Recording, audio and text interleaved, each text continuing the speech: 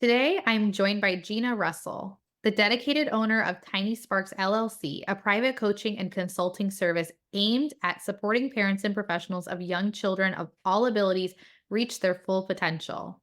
With a background as an early childhood special education specialist, Gina brings a wealth of experience and a heartfelt commitment to her work. Gina specializes in teaching essential skills such as early language and learning development, play skills, pre academic skills, and more to children between 16 months and 5 years old. She is committed to being on the front line of your child's development. In addition to her coaching services, Gina also offers consulting services for customized communication materials, language learning plans, and subsequent implementation training. She understands that effective communication is crucial for a child's overall development, and she works closely with families, staff, and related professionals to create tailored materials and plans that support learning and language development in a personalized way. Furthermore, Gina provides comprehensive training to ensure successful implementation of these strategies for family, staff, and professionals. Gina, thank you so much for coming today. I'm so excited to be here. Thank you so much for inviting me to be on your podcast. Does that cover everything, or is there anything else you'd like to mention before we talk about virtual coaching and your business? No, I think that covers it pretty well. Thank you. Amazing. Okay, so why did you start Tiny Sparks?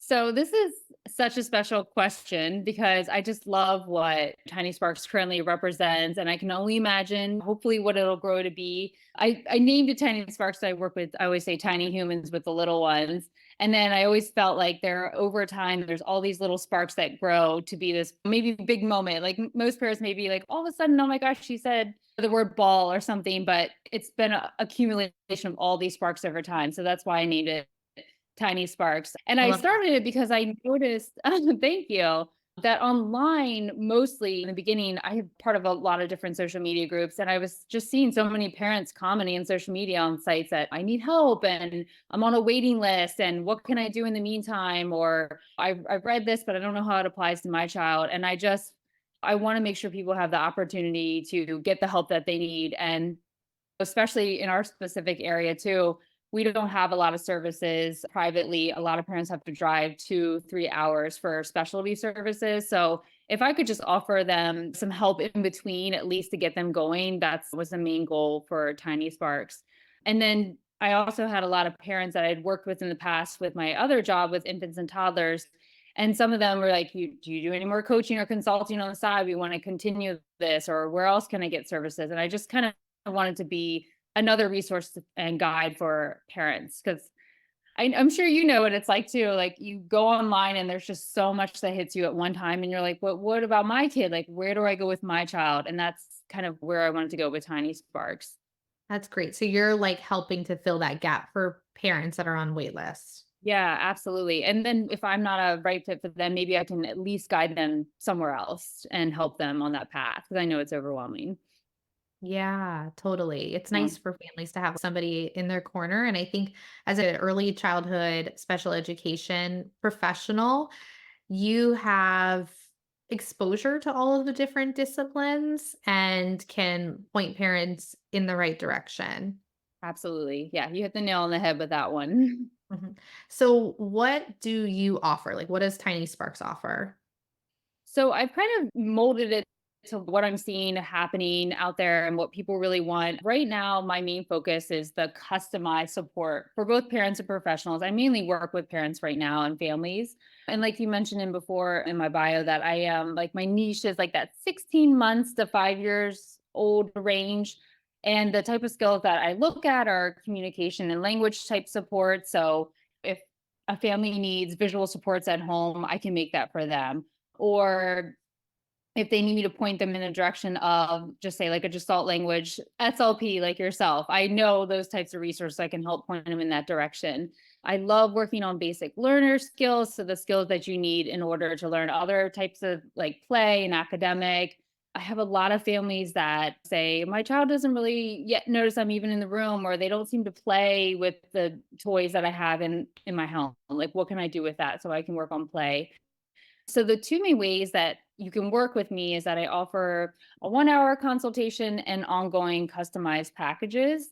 But I always like to offer a complimentary 20-minute phone call first, just to see if I'm the right fit for you. I don't want to have anyone invest in any type of program if it's not even the right program for them, if that makes sense. So yeah, if you're not in the age range or maybe you're looking for specific behavior help, I would point you maybe in a different direction. So what does your consultation process look like from like start to finish? Because you mentioned the consultation call. Can we talk about that a little bit? Yeah, absolutely. That's one of my favorite ones. I feel like it's a good place to start if a parent is like, I don't really know if I want to invest, or I don't even know how much help I need. So what you do is first we'll do that 20-minute complimentary phone call and we'll chat about I send like a pre-questionnaire first and you fill out just a couple simple questions so I can get a good idea of where your family is and what you're looking for. And then we'll chat on the phone for that 20 minutes and I'll let you know what I offer and we'll just chat about your child and what you're thinking about.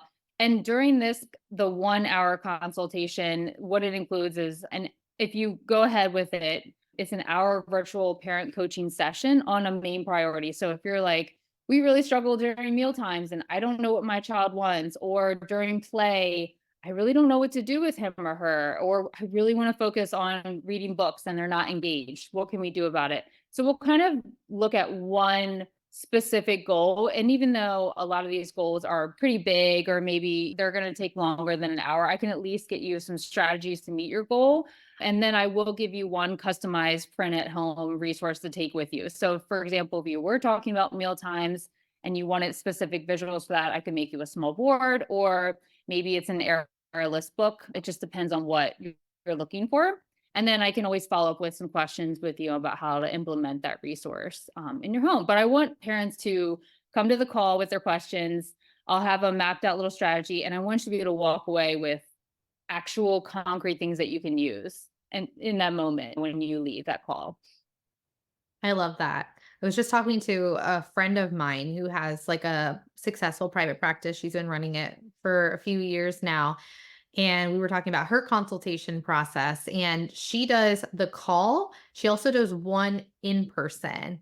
And Oh, I think that that's probably the route that I'm going to start to go, because I just had this situation with a prospective new client. And when I met them in person, like it was going to be a session that I was going to charge for. But in the end, I just felt like it wasn't a good fit at all. And I mhm. decided to let them know that it was like an in-person consultation. I didn't charge them for the session. And I explained why and gave them resources and references for other speech language pathologists. But I think that's definitely what I'm going to do going forward, because I think that you have to kind of get to know somebody before you Yeah, like can commit to a long-term relationship, right? It's right. almost like dating that client. Right, exactly. I think that's a great idea, especially like you're saying, you don't want to show up and then just be like, oh, it's actually not maybe Right. exactly my wheelhouse, or someone else can offer better for you. So I like Yeah. that idea. Yeah, and it Mhm. probably looks different for, like, different practices. Like, I'm one person, you're probably one person right now, Yeah, but if you have a larger practice where you have other professionals within it that you could refer to within your practice, then you might not have to refer out. But in this case, like, as someone who's just starting out, that is the process I'm gonna adopt. I love that. That's a great idea. Like I said, the 1 hour consult are just like a great place to start if someone's just like, I just don't know. Or again, I'll get into this more probably later about diagnosis and everything like that. Like, I just take families where they are and we just go from there. And it's just a great little step to start. And once you do the 1 hour virtual session, if you're like, oh, I really just want to have another session with you. Once I've done that 1 hour consult and I've looked over your information, I can go ahead and do those, or we can do a more in depth, like ongoing support package, which is the other option. Mhm. I feel like you are working in both sides of the spectrum here. Like, you are working for the service that's provided by Maryland, right? Mhm. In early Yes. intervention. And then you're kind of Yes. providing the same service as a private practice or like coaching and consulting business. Do you Mhm. see the benefits of doing it in your private practice versus like the free version that parents get? Definitely. And I feel like the free services vary wherever you are. So that's why I can branch out in Maryland because it's just a coaching model, an educational type model. And I feel like during the day when I work with infants and toddlers, like that's great for those families. And sometimes if they're in my actual county area, I always refer back to infants and toddlers. I'm like, "Do you know about this, early childhood program that is available that people can come into your homes with." And I have been able to refer some local people back into the program, which has been awesome.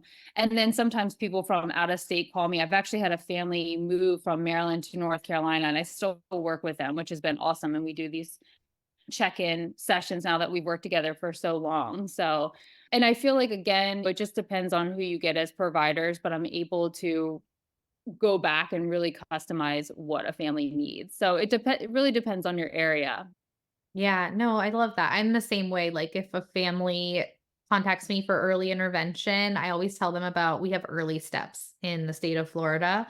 I always Okay. tell them about early steps, but sometimes they've already gone that route and they weren't happy with it, or they want to supplement it with this private service as well, because I think they feel like you get what you pay for and you'll get better service if you're paying for something. So, yeah, I like how you're navigating both of those. Yeah, and I like how you said that about that too. Sometimes kids don't qualify for early intervention and the parents still like, "Well, I still want help and I Right. still want to get what my child needs." So that's why that's one of the big parts of my program is that you don't need a diagnosis no matter where you are. If you just want a little boost or if there's something really happening at home, you're like, "This is just a really hard time of day." And then some families are not ready for a diagnosis. They're not ready to go down that route at all. And they just need a safe place to land. And one of my clients was so nice enough to give me a testimonial that said, it's a safe, non judgmental place to land. Having a child with unique needs is hard. And I don't want to feel like judged that, am I doing enough if I'm not going to all these different therapies? And when I can do it in my home, I feel a little bit more comfortable. So that's I been love a that. point. Yeah. To me, you're like their like liaison. Like you Yeah. are their like educational consultant. Really, like you're advising them of all of the options that are available and guiding them in the right direction, but you're that safe and consistent place for them to keep coming back to, because I I hate the amount of turnover that we have, at least in our field of speech language pathology, that interrupts that consistency for families. Like I remember this family that I'm with, I've been with them for over 2 years now. They specifically asked, "Are you in it for the long run? Like, we wanna pick a speech language pathologist who's gonna, like, grow with our child over time." And I was Right. so hesitant to, like, agree to that because working for other people, I will leave if I'm not happy there, but because this is my own practice, I felt Right. confident in saying if we're a good match for each other, and then we can continue to work for a long period of time. And this is definitely the longest I've ever worked with a client, surprisingly. And I just found out, you probably saw I shared it, that they had 7 speech therapists before me. That's 7, a and the lot. child was only 3. Wow, yeah. Yeah. So, Yeah, that was news to me, and so I like what you're doing because I think that parents need that so badly. They need someone that they can trust, and they need someone that's gonna point them in the right direction, and they need someone that's going to be like a shoulder to lean on in that right, process. right, exactly, and there's so much out there, and I'm in the end, I'm like, we're working with humans, I just wanna help, like, whatever Yeah. capacity that is, like, it kills me when I see parents waiting and waiting and waiting, and I just see this time slipping by when I could at least do something in the meantime. Whether you choose to work with me Mhm. ongoing or not, or I just see you for that hour, I just wanna help at least so much of what I can do. Yeah. No, that's great. And people can feel like however they want to feel about a non-speech language pathologist like consulting on these type of topics, but it sounds like you're coming from a good place. Like you're coming Right, from a place where you want to help families and like guide them in the right direction. And it's no different than someone being an advocate for a family. absolutely. Right, Yeah. and in the school system, I was a classroom special education teacher for over, like, 12 years. We worked on all these things, communication and OT, and so it's not making specific type goals in that way or anything like that or going outside, like, a scope, but and I will get to announce that I get to partner with someone really amazing later. But, yeah, it's just nice to be able to at least point them in a good direction if we're not the right fit. That's why that 20-minute consultation, the company is so important to me because if they have a child who might need eye gaze or something really actual communication, I'm like, oh, I'm going to point you in a direction of some other resources because that's not within my licensing. Yeah, that makes sense. Like you're not doing the assessments, you're not Right. writing the goals, you're just providing the strategies. Right, exactly, exactly, and that's what, like, after that thought, if you wanna do that, or I have those, I call them ongoing support packages because those are for families that once we get involved, and I know you see this in your practice too, you realize how many materials they might want. Like, they may want a lot of adapted books, or they may want a lot of specific learning materials, or they want more time with me to, like, look over their home with them. I mean, I've literally had parents carry me around with their phone and, like, take me to their playroom, and they're like, well, how could I use what I already have? And we go through like how they can adapt like the materials already, their puzzle all the way in their home. So within that packages, I just have some packages that include a certain amount of materials and a certain amount of virtual coaching sessions. And then they just increase. That way, just in case you want to just do it upfront and you don't want any like extra costs, it's already kind of like packaged for you. But then again, like I said, you can just do individual sessions as well. So I love what you're doing, and I feel like it should give a lot like, it's giving me some ideas on how I can expand good. my own practice, and I think it should be giving other SLPs some ideas as well, because I think it's really hard to conceptualize, like, well, I'm not licensed in another state, and like, what does coaching look like? And how can I help families like get off those not get off the wait list, but help them in the time that they're on those wait lists. And Right. it's making so much sense, like the way you're explaining it. So, what is virtual coaching and what is the style that you use? So I do the virtual coaching obviously so I can really reach as many people across the United States as possible. You don't have to be in Maryland to work with me. And I kind of was hesitant when I first started because I was like, no one's going to want to do virtual after COVID and like teletherapy. And I did that with infants and toddlers. That's how I started off in infants and toddlers, was teletherapy, and it was very difficult. However, I feel like again, if you're looking for these types of services, you're going to commit to making sure that you have a phone that works or iPad or something that can help facilitate a session. And then again, I'm in their environment and I can see what their playroom looks like, or what does the mealtime really look like, or all those things. And then they don't have to leave, or if it's they're having a really hard week, they know they can just hop on the computer with me. And sometimes I call it like a counseling session. We just talk. And some parents are just like, they need to talk about everything that's been happening and like what they've been trying and like this hasn't been working. So it's just another option. Some people are not about the computer, and then those are the people that will go towards another type of practice, and that's great, but it's also there in the meantime. And I did do some in-home, but with traveling and everything, it really increased how much was being charged. And so it was just a little, I went back to just doing virtual at that point to see if that would work. And it did. How are you finding your clients? A lot of word of mouth. And then I'm trying to get better with social media, but I feel it is such a beast. And I feel like I cannot keep up with what people look for in social media, like all the fun reels and stories. And I feel like I just am doing the best that I can with working full time and then tiny sparks in the evening. My social media tends to get a little bit towards the side, but it's mostly been word of mouth. And then I'm working on like my Google and my website and just bumping that up and trying to figure out all those SEOs and Google business and everything, just see if people can find me online as well. So I'm busy enough where I haven't had time to find different avenues of going around. And then again, if someone's local to my area, if they're already in like our program, I'm not going to work with them, but I can refer them to someone else. But I can work with outside our county. Okay. Yeah, Yeah. that's like the same for me. It's been like word of mouth and actually the meaningful speech registry too. Have you looked into did you do that course? I did. I haven't Okay. finished all of my course, but yes, I took that course and I think it's like incredible. And I trained underneath of Jessie Ginsburg and her sensory course as well. I took her 6-month course. So I think they're starting a registry on there. Again, I'm a special education consultant coach. So I hope I can be on that registry still. I know it's speech and language mostly, but I did complete the course with them. Okay. Yeah, you should definitely ask her and see if like Yeah, that's possible because it is a good referral source for sure. absolutely. Yeah, Yeah. it's hard to you would think it would be so easy to do online, but it really is a beast. It's huge. Yeah. Yeah. Yeah.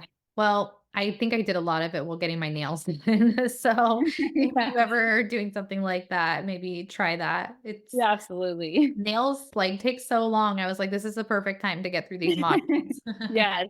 Well, this has been so insightful and I just love what you're doing. Is there anything else you want to share before we finish up today?